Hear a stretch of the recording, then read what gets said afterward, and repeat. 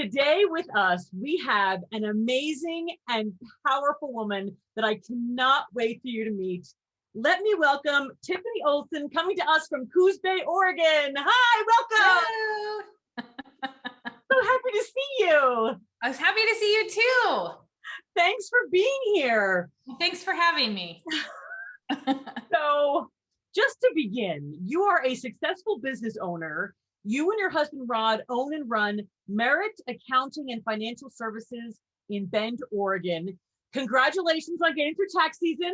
Woohoo! Yes, dun, dun, dun. So can you sort of take us through your journey on how you wanted to start your own business and how it all happened? Well, it's kind of an odd way around. We were living in Eugene, Oregon at the time, and Rod actually worked for a wholesale garden products distributor, and he'd always kind of been interested in the financial world, and that industry kept changing and moving on. And so I just said, honey, I think it's time for a shift, and we need to figure out a new way to go. And kind of like my godfather at the time, he was in the financial world. So Rod just sort of stepped in, and as things grew, he realized that we needed to kind of step out on our own. And so an opportunity came up in Coos Bay or North Bend to purchase an accounting practice, which was kind of a huge, you start with investments and then you switch to accounting, and everyone was kind of like, what are you guys doing? We're like, we don't really know, but this is kind of what's happening. And they're like, why are you moving to the Oregon coast? Again, we have no idea why, because we'd really rather live in Bend, but hey, here we go. And so like everything just opened up, and we ended up coming down here, and he started in, and it's been a long, bumpy road, but at the same time, we've learned a lot, and we've learned a lot about how to run a business and how to have employees and how to,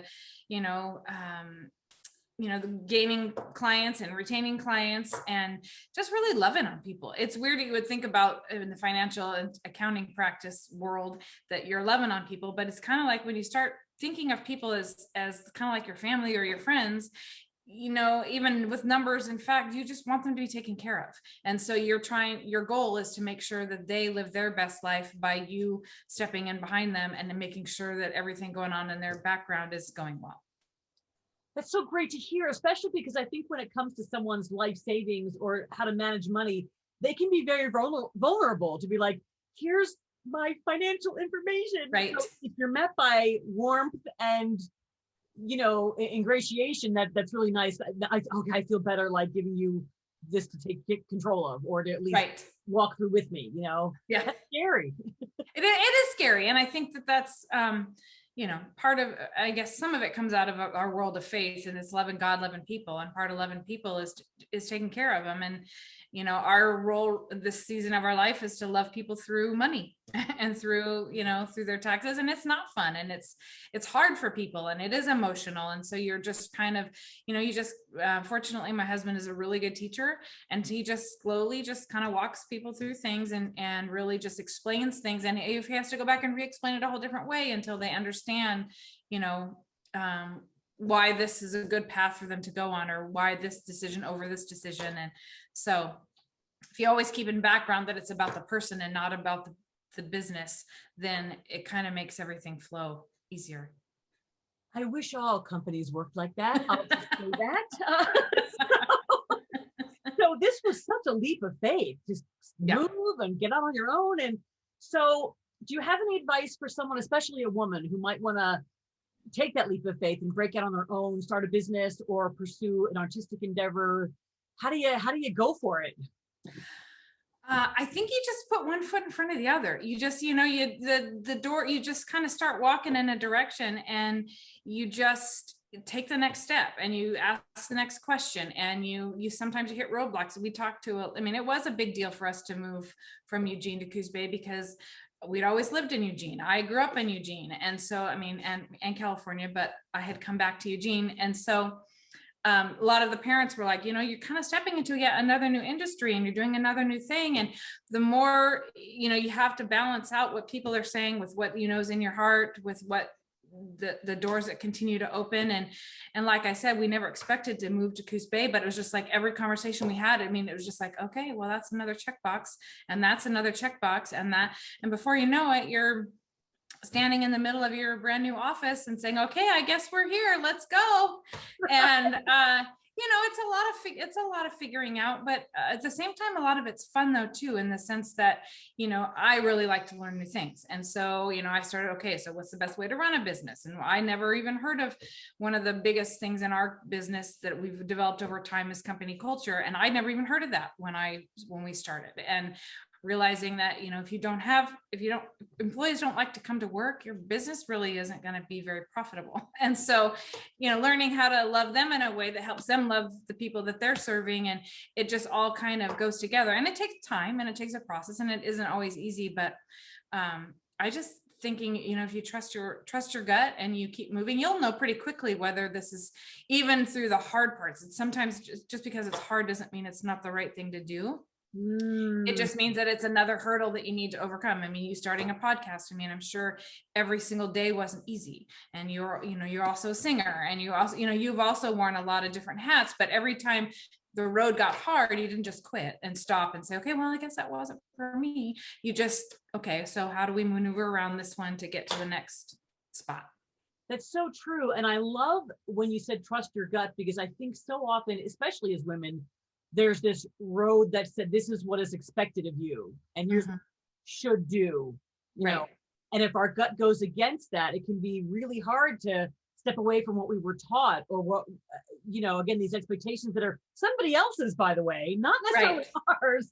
Yeah. So I think it's extra hard to say, no, I'm gonna at least close the door on that. Maybe not all the way, but at least for now, and then it goes. And then, because your gut always knows, always. Yes. Like it does. Yeah, it's like shutting off those voices and listening to what's inside. Oh, that's brilliant. So you fought and survived breast cancer so courageously back in 2015, and you've come out so much stronger and more powerful on the other side. And I just applaud you, and you're incredible. You really are. Thank you. So obviously the experience changed your life, but are there any specific lessons that you learned as a result of that really difficult journey that you have come out of so beautifully? I think the biggest is learning how to trust that you're not in control. I think we all learned that through the pandemic this last year. Again, I think it's unfortunately, I think it's kind of a life lesson. I think that the hardest thing for me was that my best friend had died 3 years before I got diagnosed, and we walked that family through that. So we were all, their last name is also Olson, and we also spell it O-N. So we called each other Olson squared. And so we did everything together, and we holidays and birthdays and all of this stuff. And then she died. And so she was it was 2 days before her 31st birthday. And she had a 5-year-old. Oh. And we were there with her through the whole thing. And so then for 3.5 years later, for me to get diagnosed. So when I actually got diagnosed, Bridger, our youngest son, was 8. And his first, when we were first kind of starting to walk through it, he said, "Mommy, is God going to take you away like he took Amy away?"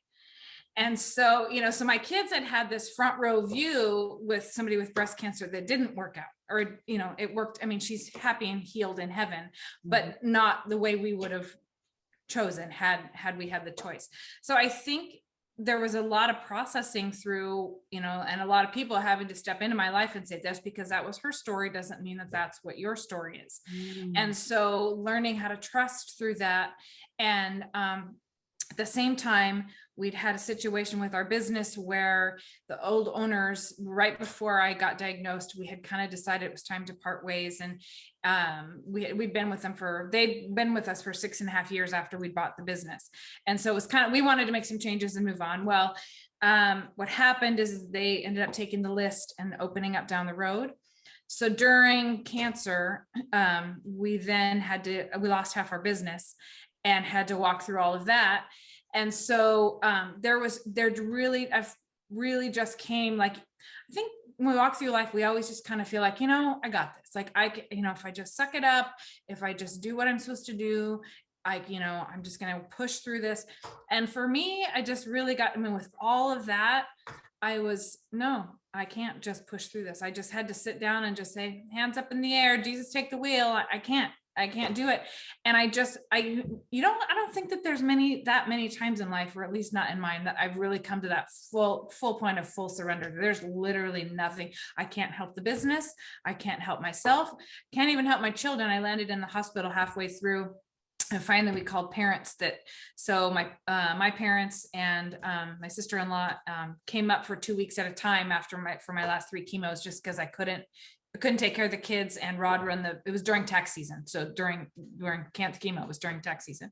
So the biggest thing was trust. I just had to learn to let go and realize that there was not one physical thing I could do to change the situation or to make it better or to anything. And I think unfortunately, it's a lesson I think we all have to continue to learn. And that same thing through the pandemic is, there's really nothing anybody could do there, but just be home and pray that this went away and nobody else got sick. And you just, and pray that the doors or the walls come down, we open back up again. So you just had to trust that it was going to be okay. Wow. Yeah. Wow. And what strikes me is the bravery of trusting and knowing there was nothing you could do, because I think some people would say, oh, that's weak. You weren't pushing through it. But I see it as being unbelievably brave to say, I'm out. And that's an important mind shift, I think, for us to say when we can't do it anymore and we shouldn't have to do it anymore. Right. We can help, and that's the bravest thing we can do. Right. Well, there's that saying my girlfriends always have said to me, is grab yourself up by your bootstraps and keep going. And I had to pull everybody aside and say, my bootstraps are broken. Like I physically can't do it. I would lay on the couch half the day and then half the day I'd sit in the bathtub. Physically, there was no pushing through. I couldn't do it. And I couldn't even, and I'm a big book reader and a big movie watcher. And I didn't read any books. Because your mind is I was just in this total fog. It's hard to describe chemo, and then you lose taste and smell. And so, or not smell, but taste. I couldn't taste anything. And so there really was no pushing through. I really physically couldn't do it. Wow. Yeah. Wow. But look at you now. It's so great to see, the result of all of that, hard work and roadblocks. They get worse than any of Wow, you're such an inspiration. I gotta get right back to my question. So what is some encouragement you can give women and men going through a similar diagnosis? And what I think I always like to ask people is, what can you advise well-intentioned family members if they're dealing with a loved one who's going through a long-term illness? I think people really might mean well in what they say or do. But I've also heard people say, actually, what I really need is this. Right. So if you could help us all out. Yeah. I think that for those going through a big illness or something like that, or, long-term illness, is feel the freedom to feel what you feel. Don't feel how everybody wants you to feel. Because when you first found out you're going to have a mastectomy and you start getting on all these things and I'm woman, hear me roar. And there people are either women are either super empowered and I'm going to fight this, I'm going to do this. Or some people are I nursed my babies with these boobs. I don't want to have my parts cut off. I want, and so although I'm going to do it with grace, this is not easy for me. And so I think the general, at least from my perspective, was everybody really wanted me to be yeah, right, here we go. And I wasn't. And I think that was hard for people because I do have such a big personality and I am so chatty and I laughing is my favorite thing to do. And so I think that they expected me to be more of that, I'm woman, hear me roar. And it was even hard for me because, and I even didn't the whole social media thing. I didn't tell anyone for a long time that I had cancer because I didn't want all the attention. I didn't want anyone to talk to me. I didn't want anyone to ask me any questions. I wanted to figure out how to do it. And eventually, obviously I did. And, but I did it on my terms. So what I did is I set out a note on Facebook. It said, I want to leave my Facebook page for my fun pictures of my kids and my family. I don't want to talk about cancer here, but I started a blog where I stepped in, and I didn't really want, there's a lot of the blogs out there that are just talking about what's happening, and she had this treatment today, and she had this treatment today, and this is how this went.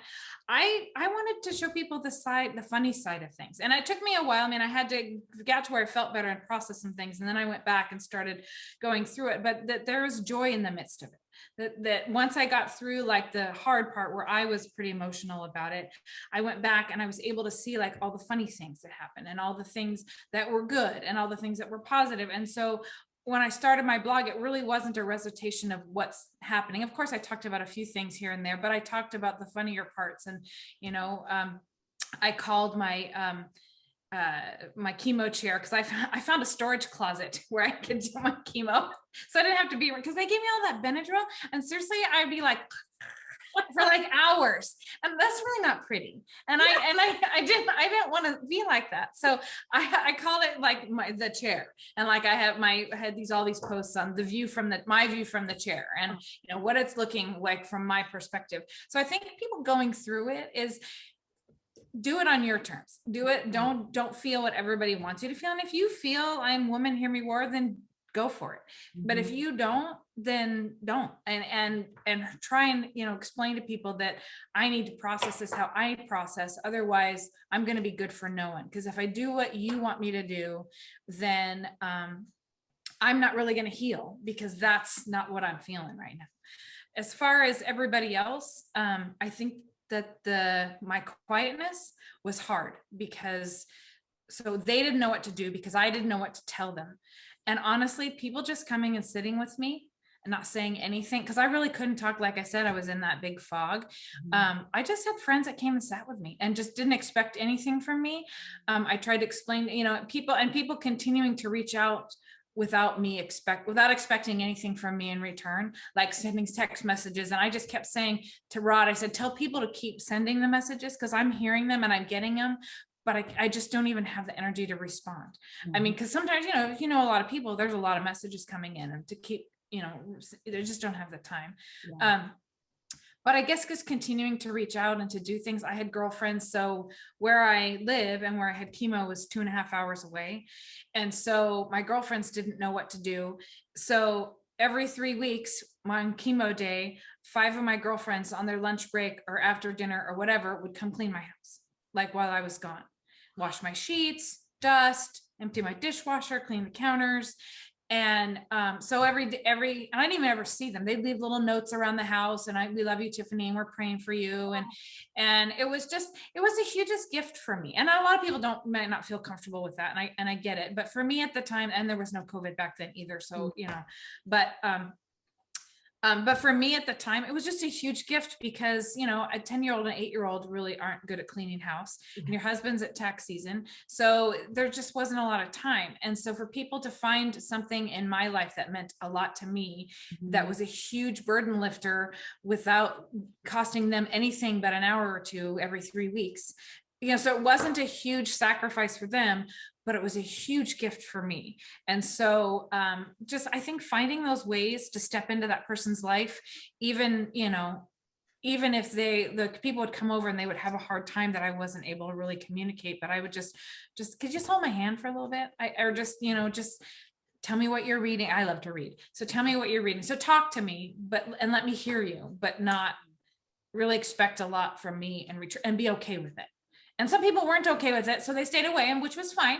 But those that were, it really made a big difference to me. Wow, that is so helpful to hear, because I think people really do want to step in and help, but they might be afraid. Or so the message that I'm here for you is if you're concerned, shouldn't I reach out? Do it. Reach out, do it, and don't worry about whatever happens later. Just do it. And same with with the house cleaning. It wasn't like, what do you need? It was like, I'm just going to do it. Like, we're just going to get, and I think that's huge. Yeah. I had 2 girlfriends. One sent me, I think, a funny Giphy or meme every single day on text for like 6 months. She didn't say anything. She just sent me a Giphy just to be funny. And it made me laugh. And it made me, I don't know if you've ever done those 5 love languages things, like when you first get married or whatever. But I am a gifts person, and gifts don't necessarily mean I need you to give me a gift all the time. But what my friend through that Giphy gave me the gift of time, because she took some time out of her day every day to come up with something funny to send me to make me laugh. And it really meant a lot to me that, because she's a teacher and she's busy and she's got a family of her own, but she took the time every day to do something. And my other one was, what you might even know her. It was Heidi Lodel years ago, but it's Heidi Graham now. Oh, yes. Yes. Yeah. Anyway, so we've been friends since I was 12. And, so right after I had my mastectomy and I was in a lot of pain, and she was just all of a sudden started taking all these selfies of herself, and she would the funny ones with the chin, selfie after selfie. And so then I would try and take some of myself, and we had this huge selfie war between me laying in my bed. And one of them, I started calling her Jabba the Hutt, because she made herself have like 15 chins. And I thought it was so funny. But it was just so sweet. She didn't need to say any words. And then she started taking funny ones of her husband. It was just so simple, but it was fun, and it made me laugh and gave me a nice moment. So again, it doesn't have to be something really big, 5 funny selfies of yourself where you look totally ridiculous, just to make your friend laugh. That's a really good reminder. It doesn't have to be big. It just needs to, from the heart, something quick. Oh, that's such great advice. Thank you for that. And I'm so grateful you had that support around you. I think that made all the difference in your healing and everything. Oh, that's wonderful. Yeah. Wow. Well, speaking of, you wear a lot of hats, Madam. Successful business owner, writer, blogger, marathon runner. Oh my goodness. Devoted mom, wife, sister, aunt, friend. The list goes on. And I know you take all those roles very seriously. So tell us, how do you balance all of these plates in the air you have spinning all the time, it seems like, while taking care of yourself, Right. I think a lot of it's ebb and flow. Like, the blogging, I think, kind of took a little hiatus through 2020 just because of everything going on. I spend a lot more time journaling now. The running kind of has ebbed and flowed. I really wanted, after all the chemo, I really wanted to do something for myself really big, something that instead of something that was being done to me, something that I could do for me. And so I did that. And it was a little hard on my body, so I had to take some steps back and trying to figure out where the flow is. But I think a lot of it is doing the things that help you move forward and function during that time. Sometimes I've had big seasons of running. I've had big seasons of writing. And then of course you're always a wife and a mom and a friend and all of those things, but you're also, as you well know, you're always constantly learning how to be a better wife, how to be a better mom, and how to be a better friend. And a lot of times I fail. And so a big thing for me, and I even have to keep reminding myself this is, there's a lot of stuff that talks today about self-care and self-love and all of these kinds of things. And, my middle of my day is about my family. It's about my work and my, the things I need to get done. And, if I'm going to sit down in the middle of the day and read a book or write or do something, that's really not helping the family move forward. So in my mornings, I like to get up early and I like to do my exercising and my running and my blogging or journaling or whatever it is that I'm doing during that time frame. And then, middle days for the family, and the end of the day, I really love to read. So I read at night before I go to bed. And so just to make sure that you're setting aside those times so that it's not always about me. You know what I mean? About what I need or what's going to be good for me. If I need those times, then I need to get up at 4:30 in the morning. And if I happen to sleep in, well, I'm not going to get to run that day or at least unless I schedule it for later, because I chose to stay in bed rather than get up and do the things that I know help me get through the day. So.